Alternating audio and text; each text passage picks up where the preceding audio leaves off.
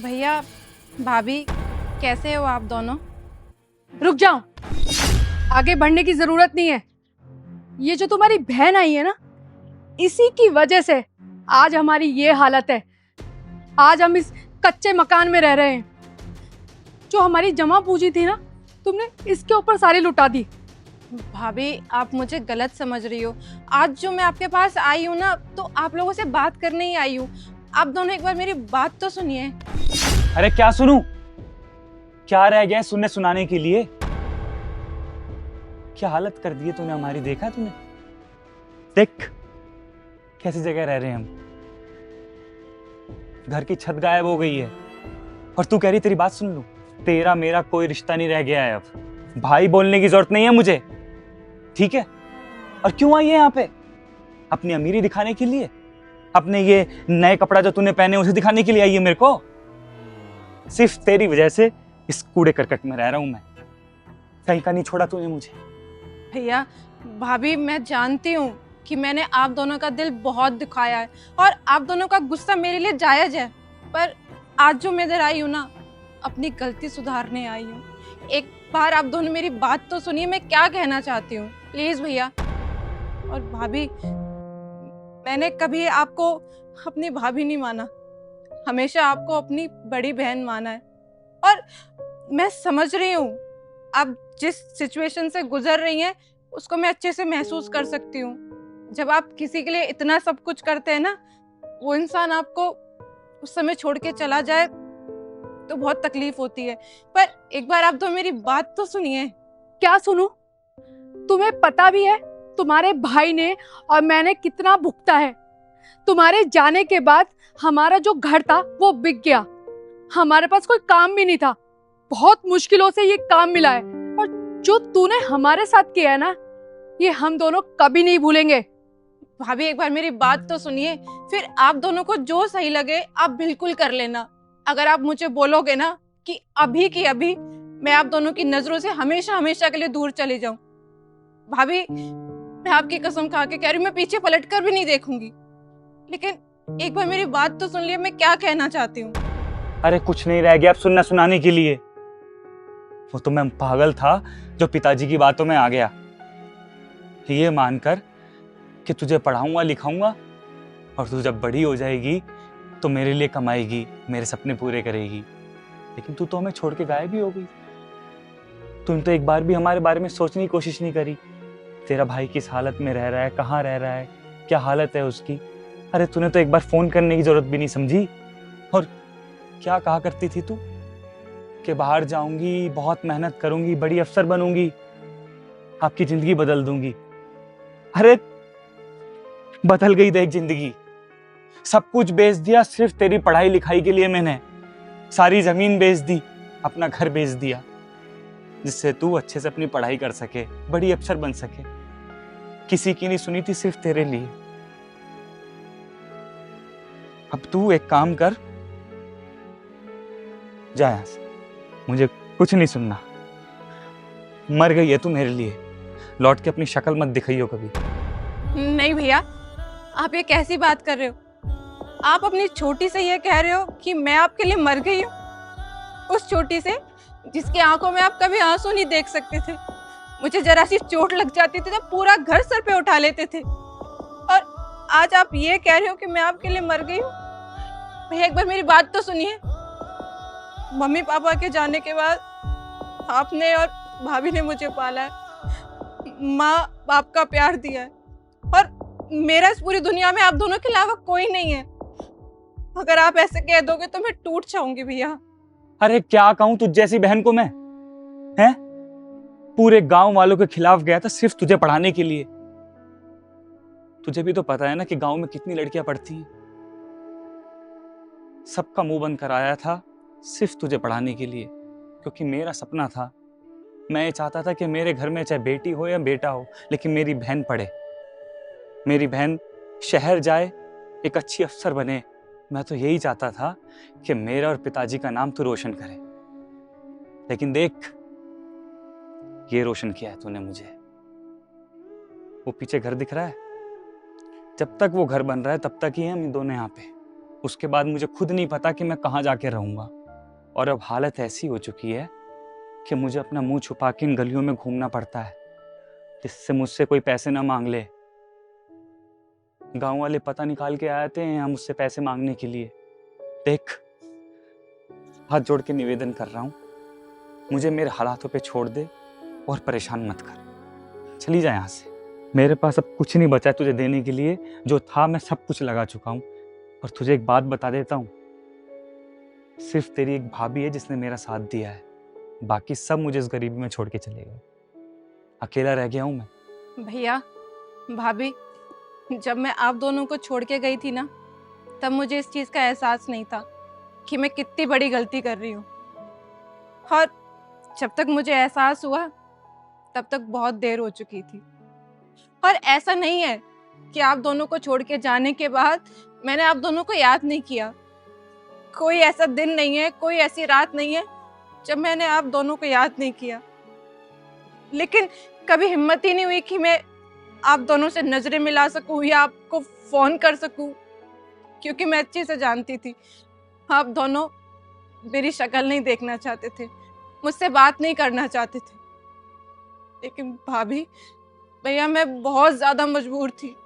सिर्फ इसी वजह से मैं आप दोनों से बात नहीं कर पाई, कभी हिम्मत ही नहीं जुटा पाई। और आज जब आई हूँ हिम्मत जुटा के, तो आप दोनों बोल रहे मैं यहाँ से चली जाऊं। एक बार प्लीज मेरी बात तो सुन लीजिए आप। माफ कर दो हमें और चली जाओ यहाँ से। तुम्हारी वजह से हमारी ये हालत है। हाँ, कर दिया माफ, पर तुमसे मेहरबानी कर रहे हैं, हम तुम्हारी शक्ल नहीं देखना चाहते। चली जाओ यहाँ से। ठीक है भाभी, आप यही चाहती है ना कि मैं यहाँ से चली जाऊं? ठीक है, मैं चली जाऊंगी और फिर कभी भी आप दोनों को अपनी शक्ल दोबारा नहीं दिखाऊंगी और न कभी मुड़ के आऊंगी। लेकिन जाने से पहले मैं बस एक बात कहना चाहती हूँ, मेरी बात सुन लीजिए प्लीज। भैया, आप तो बहुत अच्छे से जानते हैं ना कि मैं अपने जीवन में कुछ करना चाहती थी, पढ़ना लिखना चाहती थी। और मैं जानती हूँ कि इस चीज़ के लिए आपने कितनी लड़ाई की है, गांव वालों से लड़ाई की, खुद से लड़ाई की, लेकिन आपने मुझे उड़ने के लिए पंख दिए। जहाँ पे लोग लड़कियों को पढ़ने नहीं देते, आपने मुझे पढ़ने का मौका दिया। और आप जानते हो, पढ़ने लिखने के बाद मैंने एक एग्ज़ाम दिया, उस एग्ज़ाम में मैं पास हो गई और मुझे एक सरकारी नौकरी मिल गई, जिसकी बदौलत मैं आज आप दोनों के सामने खड़ी हूँ, इतने अच्छे कपड़े पहन के, इतनी अच्छी लाइफस्टाइल जी रही हूँ। और आप दोनों जानते, मैंने ना उन्हीं पैसों से एक बहुत बड़ा घर खरीदा है और वो भी आप दोनों के नाम कर दिया है। मैं बस ये चाहती हूँ कि आप दोनों मेरे साथ चलो, उस घर में रहो। वो घर आप दोनों के बिना बहुत सूना लग रहा है और मेरा मन नहीं लग रहा। मैं जानती हूँ भैया, मुझसे बहुत बड़ी गलती हुई है और आज मैं आप दोनों के सामने वो अपनी गलती सुधारने आई हूँ। भैया, आपने जो मुझे पैसे दिए थे मेरी पढ़ाई के लिए, 3 लाख रुपए, उससे ना मैंने शहर में जाके बहुत बड़ा बिजनेस खोल लिया था और इस बिजनेस में मुझे बहुत ज्यादा लॉस हो गया था। और फिर कभी मेरी हिम्मत ही नहीं हुई कि मैं ये बात आपको बताऊं, क्योंकि मैं बहुत अच्छे से जानती हूँ आपने वो पैसे अपना पेट काट काट के मेरे लिए जमा किए थे। आपने जीवन भर अपनी खुशियों को मारा है और नहीं कभी भाभी की खुशियों को कभी पूरा किया, सिर्फ मेरी वजह से। लेकिन भैया, माँ कसम, उसके बाद जो मैंने पढ़ाई की है ना, जो मेहनत करी है, मैं शब्दों में बयान नहीं कर सकती मैंने कितनी मेहनत करी है। और जब मैं आ रही थी तो मैं अपने पुराने वाले घर गई थी और मुझे वहां पता चला कि पुराना वाला घर अब दोनों ने बेच दिया। अब नहीं जानते ये सुन के मेरे दिल पे क्या बीती।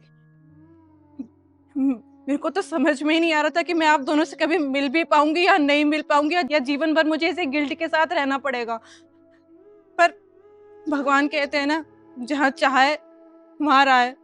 बड़ी मुश्किल से कोई भला आदमी मिला, उसने मुझे बताया आप दोनों के बारे में, तब जाके मैं यहाँ पहुंची। अब दोनों प्लीज चलिए ना, और आपको किसी चीज की टेंशन लेने की कोई भी जरूरत नहीं है। आपकी बहन है ना, आप दोनों का सारा खर्चा मैं उठाऊंगी। अब आप दोनों आराम से चैन की जिंदगी जियोगी। भैया, भाभी, प्लीज मैं आप दोनों से हाथ जोड़ के रिक्वेस्ट कर रही हूँ, आप दोनों चलिए ना मेरे साथ। देख, मुझे तो कुछ समझ में नहीं आ रहा, मेरा दिमाग अब बिल्कुल भी काम नहीं कर रहा, क्योंकि मुझे इसके ऊपर अब बिल्कुल भी विश्वास नहीं रहा। ये यहाँ पे खड़ी होकर सच बोल रही है या झूठ, ये तो यही जाने। मुझे जितना विश्वास इस पे करना था मैंने करके देख लिया। अब फैसला तुम्हें करना है, जो तुम्हें सही लगे तुम वो करना, क्योंकि मेरा तो विश्वास रहा नहीं अब इस पे। मेरा विश्वास तोड़ चुकी है एक बारी। अगर तुम कहोगी इसके साथ रिश्ता रखने के लिए तो मैं रखूंगा, नहीं तो नहीं रखूंगा। जो करना है सिर्फ तुम्हें करना है, तुम देखो। एक मिनट भैया, मुझे भाभी से बात करने दीजिए। भाभी, जब आप शादी करके घर पर आई थी ना, तो मैं बहुत छोटी थी।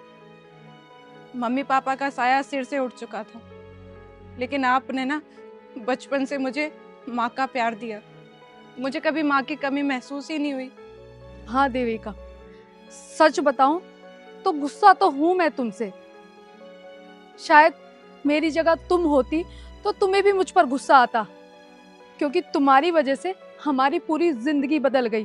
तुम तो हमें छोड़ के चली गई थी और तुम्हारा तो कोई अता पता भी नहीं था, और जब तुम आज आई हो तो पता चला तुम अफसर बन गई हो, और हमें जानकर बहुत खुशी हुई है और मैंने तुम्हें माफ कर दिया है। सुनिए, इतने टाइम बाद आपकी बहन यहाँ आई है, मैं मानती हूँ इसने बहुत बड़ी गलती की है, लेकिन इसके इरादे गलत नहीं थे। और आप भी इससे कितने टाइम बाद मिल रहे हैं और ये भी आपसे कितने टाइम बाद मिल रही है, तो मैं चाहती हूँ कि हम साथ रहें, हम साथ में घर चलें और तीनों साथ में रहें।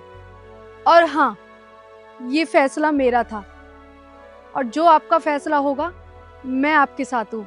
अगर आप नहीं चाहते कि हम इसके साथ चलें तो हम नहीं चलेंगे। भैया, भाभी, आप दोनों जानते हैं, मेरी गवर्नमेंट जॉब लगने के बाद मेरे पास जितने भी पैसे थे ना, उसमें से मैंने 50% भैया के बैंक में डिपॉजिट करवा दिया है, और आधे पैसे ना मैं अपने साथ भी लेकर आई हूँ। ये देखिए भाभी, ये देखिए भैया। भैया, ये पैसे देके ना आप हमारा पुश्तैनी घर खरीद लो। वो हमारे मम्मी पापा की आखिरी निशानी थी, और इससे भी ज्यादा पैसे लगेंगे ना तो मैं दे दूंगी। बस आप वो घर खरीद लो। और भैया, भाभी, आप एक बात जानते हैं, मैंने जो घर खरीद कर रखा है ना शहर में, वो मैंने आप दोनों के नाम करवा दिया है। वो घर आप दोनों के बिना सुना है। आप दोनों साथ चलिए ना। भैया, ये पैसे ले लो। अरे नहीं नहीं, ये तुम्हारे कमाए हुए पैसे हैं, इन्हें तुम ही अपने पास रखो। और तुम क्या खड़ी खड़ी देख रही हो? घर में बेटी है ये, जाओ मिलो उससे।